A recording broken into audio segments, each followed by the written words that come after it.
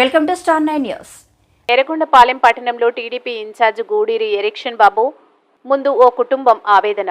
ఈ ప్రభుత్వంలో ధనవంతులకే న్యాయం, పేదలకు శాపం అంటున్న ఆ కుటుంబం. వైసీపీ ప్రభుత్వంలో తమకు ఎలాంటి న్యాయం జరగలేదని, జగనన్న కాలనీలో కూడా తమకు స్థలం కేటాయించలేదని ఎర్రగొండపాలెం నియోజకవర్గ టీడీపీ ఇన్ఛార్జ్ గూడూరి ఎరిక్షన్ బాబు ముందు భార్యాభర్తలు తమ ఆవేదన వ్యక్తం చేశారు.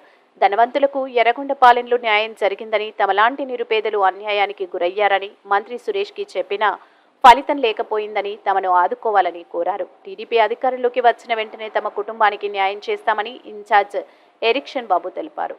అత్తకి ఇల్లు లేదు, మళ్ళీ ఇప్పుడు ఎవరు ఉంచుకోరు. మళ్ళీ ఇప్పుడు మా ఇద్దరికి వచ్చేసరికి ఇరుకు, వాళ్ళ ఇద్దరికి వచ్చేసరికి ఇరుకు, ఆమెకి ఇల్లు లేదు. ఆ రోజు సార్ వచ్చేసరికి ఇలాగే చెప్పాను. మరి స్థలాలు వచ్చినాయి, ఉన్న వాళ్ళకైతే చూపించారు.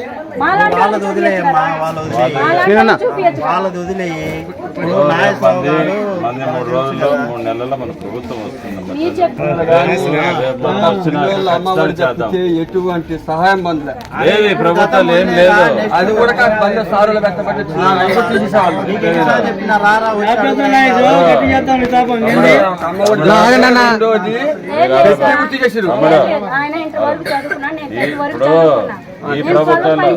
చివరికి మీకు తెలుసు రెస్టారెంట్ లో చేసిన నేను ఇంతవరకు ఎక్కడికి పోను. అదేంటంటే ఆశా వర్కర్ని ఖాళీ ఉంది, దానికోసం తిరిగి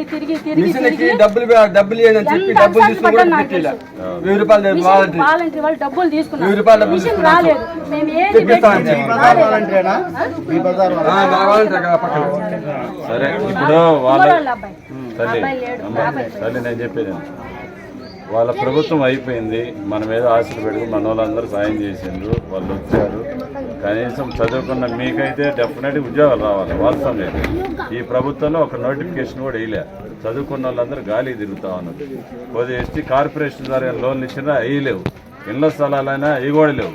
జగనన్న కాలనీ అని చెప్పేవాడు ఉన్నోడికి నువ్వు అన్నట్టు ఉన్నాడు, గొప్పవాడికి 5, 6, 50 ప్లాట్లు ఇచ్చుకున్నారు. కానీ నిజంగా పేదవాడికి సాయం చేసిన ప్రభుత్వం ఇది కాదు. చంద్రబాబు నాయుడు గారు ఉన్నప్పుడు ఇట్లా ఏం జరగలే. రేపు 3 నెలల్లో మళ్ళీ రాష్ట్రం మొత్తం చంద్రబాబు నాయుడు ముఖ్యమంత్రి కావాలని పేదవాళ్ళందరూ కోరుకుంటున్నామా లేదా? ఆయన రావాలా, మంచి జరగాలని. అందుకని మీరు సైకిల్ గుర్తుకు ఓట్లేయండి.